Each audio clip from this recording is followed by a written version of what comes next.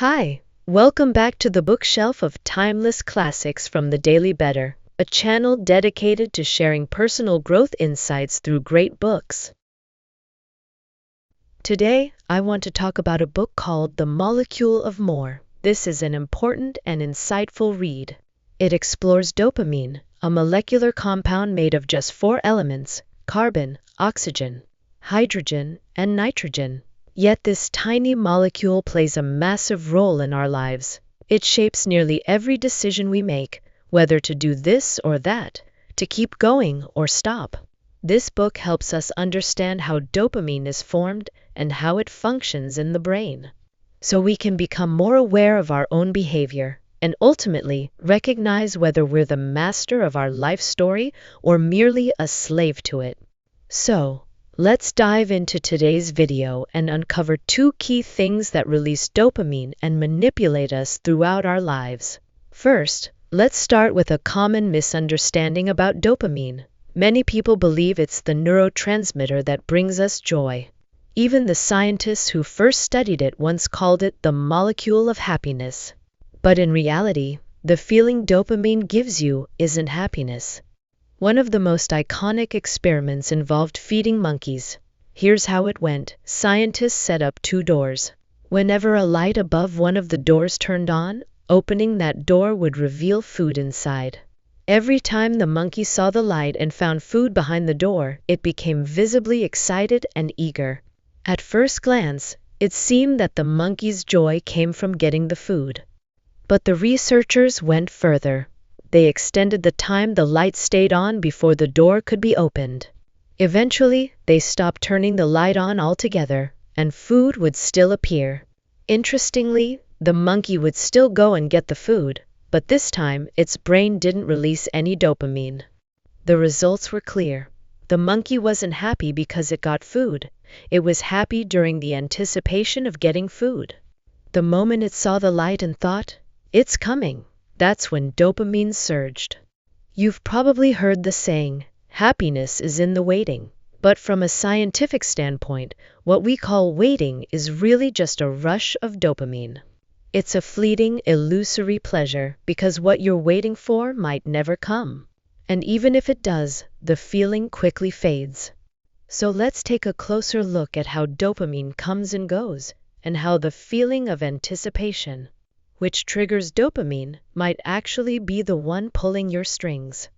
The production of dopamine is closely tied to a fascinating discovery. The brain divides the outside world into 2 separate zones: near space and far space. Near space is everything within your reach, the world you can touch and control directly. Far space, on the other hand, includes everything beyond your immediate grasp, a meter away, or much farther.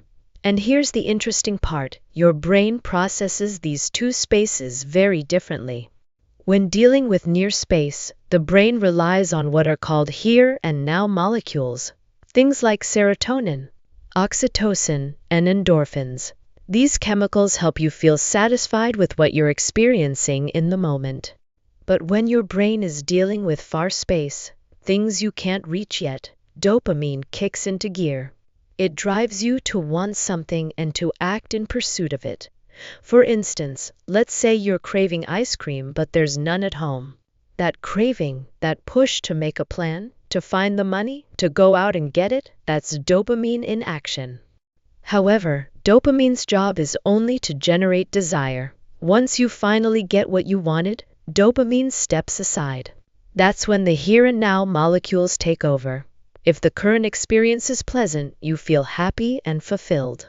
If the experience is disappointing, you might feel regret, or even suffer from the consequences of acting too impulsively. Think about the things you bought during a massive sale, only to feel underwhelmed later. Or how some people say that falling in love is magical, but marriage feels dull. That's because dopamine leaves the moment the goal is reached. The saying marriage is the grave of love isn't really fair, it's just an excuse. The truth is, many of us have never given ourselves a chance to break free from dopamine's constant whisper. You need something newer, better, more exciting. Real love means seeing someone fully, their strengths and flaws, and asking yourself whether you can accept even their lowest moments? Grow together and become better. But most people don't realize that even after dopamine delivers results, a win, a high, a sense of joy, it doesn't rest. It urges you to chase the next thing. To dopamine, possession is boring. The thrill lies in the chase. The book summarizes this perfectly. The secret to desire lies in what you don't yet have. It's that very absence that creates anticipation, and from anticipation comes excitement and surprise. That feeling fools you into thinking it's happiness. Let's take a simple example, something almost everyone has experienced. One day, you slip on an old jacket and suddenly find a $100 bill in the pocket, or even just $10. Out of nowhere, a wave of joy washes over you. But if you think about it, that money was already yours. It wasn't new income, it wasn't a gift, it was just forgotten cash. So why do you feel so thrilled? Because of the surprise. Just like in the monkey experiment, the monkey wasn't happy about the food itself. It was excited about the moment the light came on. It was the expectation of something unexpected. A great movie is great because it keeps you guessing. There's always something unexpected just around the corner. When you're scrolling through videos, you're not just watching for entertainment. The platform's algorithm is carefully studying your interests, feeding you one perfectly tailored surprise after another. That's why it's so hard to stop.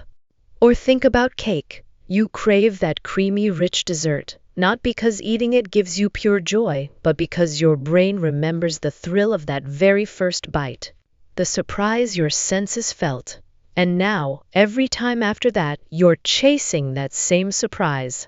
That's why you crave more, even when the scale says you shouldn't. It's these unexpected moments, the ones we don't see coming, that cause dopamine to flood the brain, bringing with it a rush of excitement and pleasure. But in truth, dopamine isn't the molecule of happiness. It's the molecule of anticipation. It generates desire but blocks you from feeling true joy. Under dopamine's influence, you're constantly chasing but rarely savoring. Scientists have found that dopamine is part of the brain's reward system, but these rewards aren't random. They're cleverly engineered. Take gaming addiction, for example. Game developers know exactly how dopamine works and use that knowledge to hook you. Think about the treasure chests placed at the end of every level. When you open them, there's a chance you'll get a rare reward, but that chance is only 25%. The other 75% of the time, you get nothing. Why? Because if the reward was guaranteed every time, you'd quickly grow bored. The excitement would fade. The drive to keep playing would vanish. That 25% probability is what keeps players on edge, eager for more, hooked into the loop.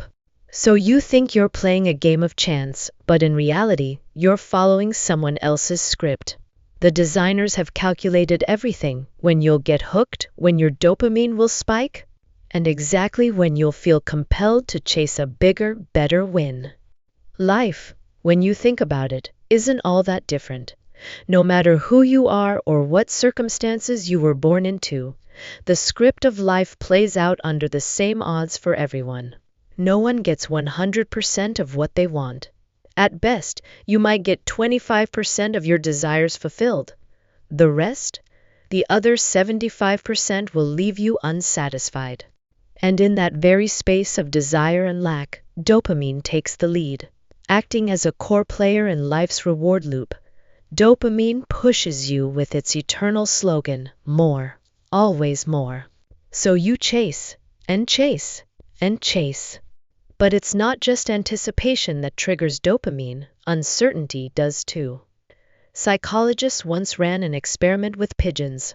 They created a setup where the pigeons could peck a button to get food.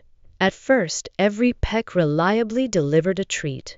But then, they changed the rules. Sometimes the pigeon would get food, sometimes it wouldn't. The result? The pigeons began pecking like mad. Not knowing when the reward would come, that sense of maybe, just maybe, made them obsessive. You can see this mechanism clearly in casinos. Slot machines run entirely on uncertainty. Players win just often enough to keep going. If the machines never paid out, people would stop playing. If they always paid out, it would feel like work. But when you might win, when there's just enough randomness to stir your hope, it becomes addictive. But here's the truth. No matter how skilled you are, you're unlikely to make money gambling. Why? Because what you're really battling isn't the game, it's your own dopamine. And dopamine thrives on uncertainty. This same principle applies to toxic relationships. Manipulative people, the bad boys or emotional manipulators, are masters at engineering uncertainty. Hot one moment, cold the next. One day they lift you to the skies, the next they bring you crashing down. Passionate one week, distant the next. They vanish for days only to return full of affection. And slowly, you become addicted. Why? Because your brain is flooded with dopamine. The not knowing, will they call? Will they disappear again? What do they really feel? Sends you into a loop of craving stability, longing for emotional consistency, wanting to win them over. But unless you realize that it's the anticipation and the unpredictability pulling your strings, you'll spend your life mistaking illusions for joy. You'll be caught in a cycle of wanting more, never satisfied, a slave to your own dopamine. So the real question is, how can we control dopamine? Inside our brain, dopamine follows two distinct pathways. It's produced in a region known as the VTA, the brain's dopamine factory. From there, it travels to a deeper part of the brain called the nucleus accumbens, where it sparks our cravings and fuels our drive. This is known as the desire pathway of dopamine. Thanks to this pathway, early humans were able to hunt, find mates, and escape predators, all basic survival needs. Without this mechanism, we would lose our creativity, our motivation, and our ability to strive for anything. But there's another dopamine pathway, one located in the prefrontal cortex, the brain's frontal region. This is the dopamine control pathway. It shows up as calmness, careful thinking, and self-restraint. Its job?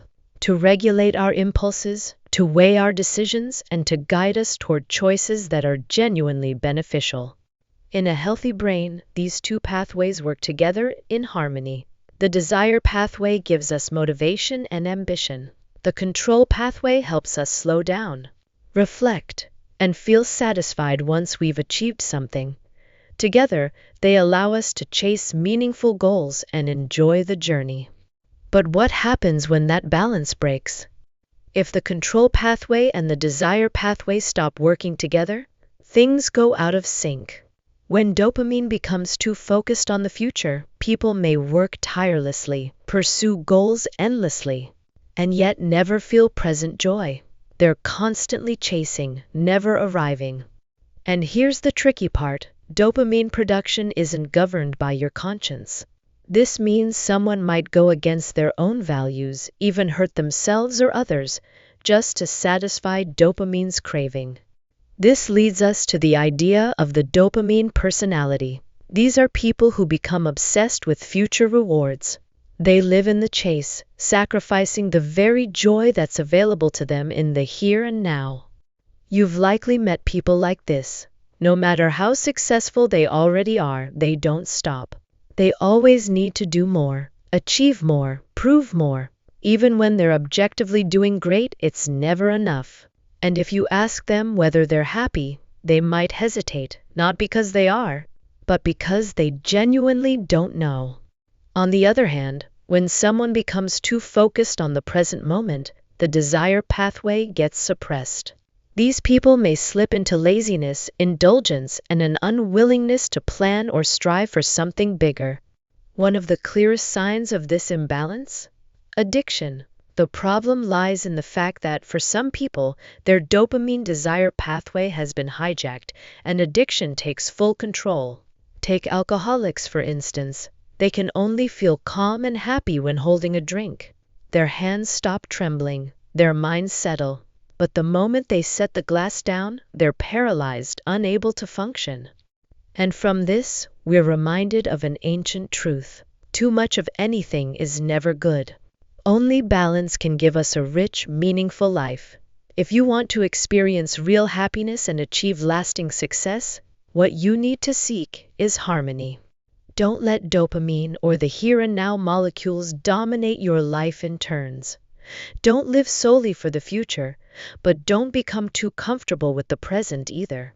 The best balance comes when you stop giving in to dopamine's endless temptations, when you let go of your fear of loss, your obsession with stability, your need to meet everyone's expectations. Stop constantly thinking, I don't have this yet, I need to achieve that, I must have more. Bring your mind back to the center, the point of equilibrium. That's how you begin to live peacefully with dopamine, rather than being enslaved by the script it writes for your life. And this is the heart of the book's philosophy, the shift that changes everything. Now, let's explore some practical ways the author suggests for living in harmony with dopamine. The first method, master something. In other words, become an expert in a particular field. As you've seen, dopamine's mechanism is to push you toward more achievement, more success. But instead of chasing material things, status, recognition, or trophies, let dopamine pull you deeper into your craft. Let it fuel your passion, not your ego. As I've shared in many other books before, to truly become excellent, to be a master, you must first love what you do. Meaningful work is work that others may find difficult, but you embrace it. It's the kind of work that lets you enter a flow state with ease, and more importantly, it's work that allows you to contribute, to give something of value to others. And once you've given your all, dopamine steps back. It allows the here and now molecules to take over, letting you feel joy, fulfillment, and peace in the present moment. That moment lingers. The afterglow lasts longer. It sustains you. Then, naturally, you're inspired to take on the next meaningful challenge, not because of pressure, but because dopamine wants to feel that satisfying joy again, the joy that comes only when you've poured your heart into something worthwhile. And so, your life enters a healthy, rewarding cycle. That's why the best kind of joy is the one that comes from losing yourself in the work you do best. The next method is reconnecting with nature and giving yourself proper rest. In the fast-paced, hectic lives we lead today, time and energy are constantly being consumed. Don't let dopamine keep firing non-stop. Don't become someone who only knows how to work. Allow yourself to relax, take occasional breaks, and spend time in nature. Let yourself unwind. That feeling of release can help bring you back into balance. Now, the third method, focus on the present moment. Stay centered. Don't multitask. Researchers conducted an experiment to measure human happiness and discovered that happiness tends to drop when people lose focus no matter what they're doing. A person who can stay present is more likely to enter a state of flow. In that state, molecules of the here and now work in harmony with dopamine instead of being suppressed by it. Many time management books suggest multitasking, for instance, doing the dishes or cleaning the house while listening to a podcast. This might sound efficient, but the real-life experience may not match up. When you're washing dishes, cleaning floors, and the podcast you're listening to is unrelated to either task, your brain may unconsciously pause when something important is said. A chore that should take just 5 minutes could stretch into 10. You might find yourself rewinding to catch what you missed, delaying both your listening and your cleaning. Every time your attention switches between two unrelated tasks, you not only burn mental energy, but you also need time to refocus. In truth, this constant switching is one of the reasons dopamine can spiral out of control. Because the molecules of the present can't fully satisfy you, your brain keeps releasing more and more dopamine in search of something better. And finally, the last method, engage in creative activities. Creativity might sound intimidating, as if it belongs only to artists or innovators who change the world. But here, creativity doesn't mean grand achievements, it means simple acts that anyone can do. Things like knitting, decorating, writing a song. The key is that creative activities allow the molecules of the present to bring genuine satisfaction into the process of dopamine production. They don't offer money or fame, but they can bring happiness. And that's what you need to remember. So, what we've explored today gives us a moment to reflect on our lives. If we surrender completely to the burning desires inside us, no one can save us. But if we learn to find balance to pursue meaningful passions while also activating our here and now molecules and appreciating what we already have, that's when we begin to truly live. And don't forget, when your life is balanced, the earth can also be in balance. Just look at what humanity's greedy dopamine has done. A massive hole has opened in the carbon layer above Antarctica. We keep producing more cars, more cement, more steel. Excessive carbon emissions are destroying the planet. The nuclear arms race and our reckless ambitions could lead to our own extinction. Artificial intelligence is growing smarter. Could it one day replace us? Behind all of this lies the relentless drive of dopamine, and the pleasure it promises may ultimately be our downfall. More and more people now want love without marriage, companionship without children. Birth rates are falling. And there's something we didn't see coming. Even virtual reality might play a part in humanity's decline. When people become addicted to dopamine and the pursuit of instant joy, they may stop working, stop trying. The virtual world offers excitement, the illusion of power, but it doesn't inspire effort or growth.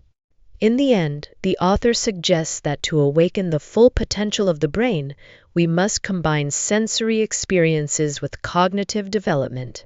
When the brain functions at its peak, it doesn't just create joy and satisfaction, wealth and knowledge. It produces a rich, fulfilling life that lifts you toward a higher wisdom. And that's what brings us closer to balance. The goal of this book is simple yet powerful: to help everyone find their own path to that balanced life. To escape the slavery of greedy dopamine, to live with meaning, and to truly take control of your own destiny. Thank you for listening to The Daily Better, a channel dedicated to sharing personal growth insights through great books. If you found today's video helpful, please share it with someone who might need it. Support us by clicking like, subscribing, and turning on the notification bell so you don't miss our weekly uploads.